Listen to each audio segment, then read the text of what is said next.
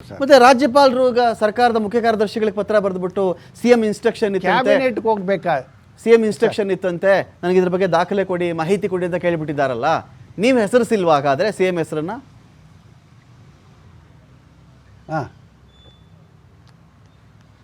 ಇಲ್ಲ ಸರ್, ನಾನು ಮುಖ್ಯಮಂತ್ರಿಗಳ ಸೂಚನೆ ಅಂತ ಏನಿದೆ ಅಷ್ಟೇ ಹಾಕಿದ್ದೀನಿ. ನಾನು ಯಾರು ಏನು ಎತ್ತ ಹೇಗೆ ಅಂತ ಹಾಕಿಲ್ಲ. ಬಟ್ ಇಲ್ಲಿ ಕ್ಲಿಯರ್ ಆಗಿ ಅವ್ರು ಏನ್ ಹೇಳ್ತಾರೆ ರಾಜ್ಯಪಾಲರು, ಸಂಖ್ಯೆ ಗೊತ್ತಾಗಿದೆ, ಕ್ಯಾಬಿನೆಟ್ ಅಲ್ಲಿ ಆಗಿದೆ ಅಂತ ನನಗೆ. ನೋಡಿ ನಾನೀಗ ನಟರಾಜ್ ಅವ್ರು ನಾನು ಕೇಳಿಬಿಡ್ತೀನಿ. ನೋಡಿ ಇಲ್ಲಿ ಹೇಳ್ತಾರೆ ಇವರು, DO number GS43 MISC 2024 date 5/09/2024 ಕ್ಲಿಯರಾಗಿ ಹೇಳ್ತಾ ಇದ್ದಾರೆ ಅವರಲ್ಲಿ.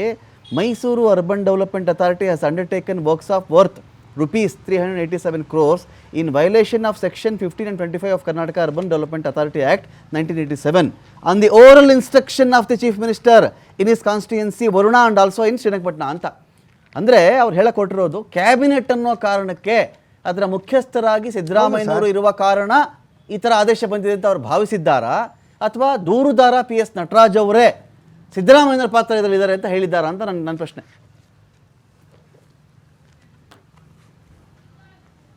ಸರ್, ಈಗ ಇಲ್ಲಿ ನೋಡಿ, ಇದು ಮೀಟಿಂಗು ಏನು ಇವರು ಸಭೆ ನಿರ್ಣಯ ತಗೋತಾರೆ, ಅದರಲ್ಲೇ ಮುಖ್ಯಮಂತ್ರಿಗಳ ಸೂಚನೆ ಅಂತ ಹಾಕ್ಬಿಟ್ಟಿದ್ದಾರೆ ಸರ್. ಮೀಟಿಂಗ್ ಅಲ್ಲೇ ಹಾಕ್ಬಿಟ್ಟಿದ್ದಾರೆ, ಮುಖ್ಯಮಂತ್ರಿಗಳ ಸೂಚನೆ ಅಂತ ಇದನ್ನ ವಿಷಯ ಮಂಡಿಸ್ತಾ ಮೀಟಿಂಗ್ ಅಲ್ಲೇ ಹಾಕಿದ್ದಾರೆ.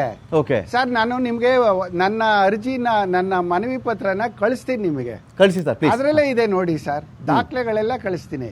ನಾನು ನನ್ನ ಆ ಒಂದು ಏನೋ ಕಿವಿ ಮಾತಲ್ಲಿ ಕೇಳಿಲ್ಲ, ದಾಖಲೆ ಇದೆ. ಮುಖ್ಯಮಂತ್ರಿಗಳು ಮೌಖಿಕವಾಗಿ ಸೂಚನೆ ನೀಡಿದಂತೆ ಈ ಸಬ್ಜೆಕ್ಟ್ ಇಟ್ಟಿದ್ದೀವಿ. ಈ ಮುಖ್ಯಮಂತ್ರಿಗಳ ಸೂಚನೆಯಂತೆ ನಾವು ನಿರ್ದೇಶನದಂತೆ ನಿರ್ಣಯ ಕೈಗೊಂಡಿದ್ದೀವಿ. ಇದಕ್ಕಿಂತ ಸಾಕ್ಷಿ ಏನ್ ಬೇಕು ಸರ್?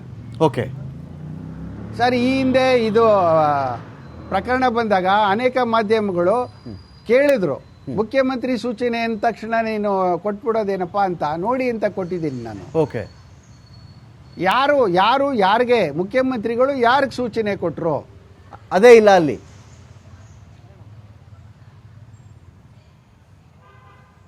ಇಲ್ಲ ಸರ್, ನೋಟ್ ಶೀಟೇ ಕಿತ್ತಾಕ್ಬಿಟ್ಟಿದ್ದಾರೆ. ನೋಟ್ ಶೀಟೇ ಮಂಗ ಮಾಯ.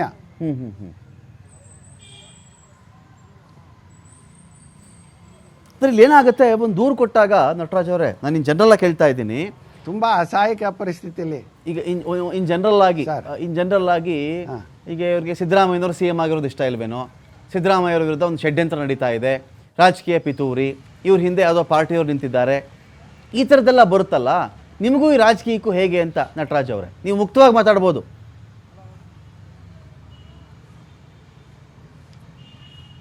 ಸರ್, ಈಗ ನಮಗೆ ರಾಜಕೀಯ ಬೇಕಿಲ್ಲ ಸರ್. ನಾನು ಮೂಲತಃ ಸಿದ್ದರಾಮಯ್ಯನವರ ಅಭಿಮಾನಿ.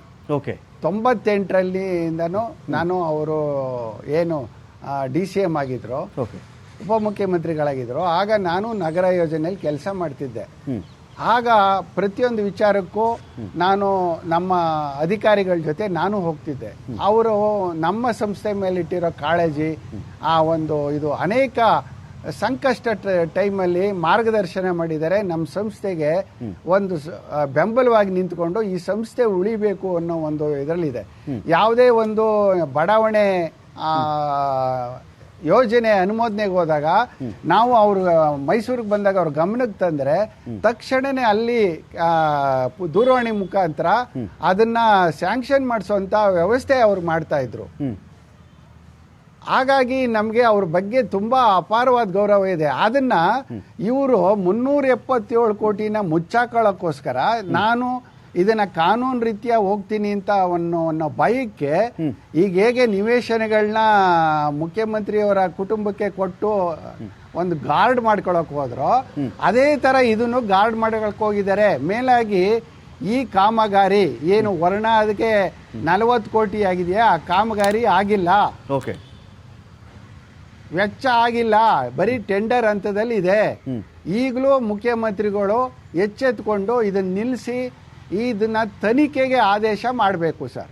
ಇನ್ನೊಂದು ಪ್ರಶ್ನೆ, ಫೈನಲ್ ಕ್ವಶನ್ ನಟರಾಜ್ ಅವರೇ, ಬೀಳ್ಕೊಡ್ತೀನಿ. ಮುಖ್ಯಮಂತ್ರಿಗಳನ್ನ ಒಂದು ಬೇಸರ ಮಾಡೋಕ್ಕಾಗಲಿ ಅಥವಾ ಸರ್ ಒಂದು ಫೈನಲ್ ಕ್ವಶನ್ ನಟರಾಜ್ ಅವರೇ ನಿಮಗೆ, ಇಷ್ಟೆಲ್ಲ ಕಾಳಜಿ ಇದ್ದಂಥ ವ್ಯಕ್ತಿಯೊಬ್ಬರು ಮುಡಾದ ಬಗ್ಗೆ, ಮುಡಾ ಚೆನ್ನಾಗಿರಬೇಕು, ಅಭಿವೃದ್ಧಿ ಆಗಬೇಕು, ಕೆಲಸಗಳಾಗಬೇಕು ಅಂತ ಕಾಳಜಿ ಇದ್ದಂಥ ವ್ಯಕ್ತಿನೇ ಮುಡಾ ಹಣ ತಗೊಂಡು ಹೋಗಿ ವರುಣ ಆಗೋ ಶ್ರೀರಂಗಪಟ್ಟಣ ಆಗೋ ಹಾಕ್ಬಿಡ್ತಾರೆ ಅಂತ ಹೇಳಿದ್ರೆ ನಂಬಕ್ಕಾಗತ್ತಾ ಇದು ಅಂತ, ಅಥವಾ ಅಧಿಕಾರಿಗಳು ಮಾಡಿರೋ ಕೆಲಸನ ಇದು ಅಂತ? ಸರ್ ಇಲ್ಲ, ಈಗ ಸರ್ ನಂಬಲಿಕ್ಕೆ ಆಗಲ್ಲ. ಆದರೆ ಇಲ್ಲಿ ಕಾಮಗಾರಿಗಳು ಪಟ್ಟಿ ಮಾಡಿದಾರಲ್ಲ, ಹಾಂ ಹಾಂ, ಯಾವ್ಯಾವ ಊರು ಅಂತಲೂ ಹೇಳ್ಬಿಡ್ತೀನಿ ಬೇಕಾದ್ರೆ. ಬಂಚಳ್ಳಿ, ಉಡ್ಡಿ, ಚಿಕ್ಕಯ್ಯನ ಛತ್ರ, ತಾಂಡವಪುರ, ಏಚ್ಗಳ್ಳಿ, ಯಜ್ಗೆ, ಕೆಂಪನ ಸುದ್ದ ಉಂಡಿ, ತೊರೆಮಾವು, ಬಸವನಪುರ, ಹಳ್ಳಿದಿಡ್ಡಿ, ಮರಳೂರು, ಹಳ್ಳಿಕೆರೆ ಉಂಡಿ, ಕಾಳ್ಸಿದ್ದಿನ ಉಂಡಿ, ಯಾಂದಳ್ಳಿ ಗ್ರಾಮ, ಉತ್ನಳ್ಳಿ, ಲಲಿತಾದ್ರಿ ನಗರ. ಓಕೆ, ಇಷ್ಟು ಹಳ್ಳಿನಲ್ಲಿ ಕೆಲಸ ಮಾಡಬೇಕು ಅಂತ ರೆಸೊಲ್ಯೂಷನ್ ಮಾಡಿದ್ದಾರೆ ಸರ್.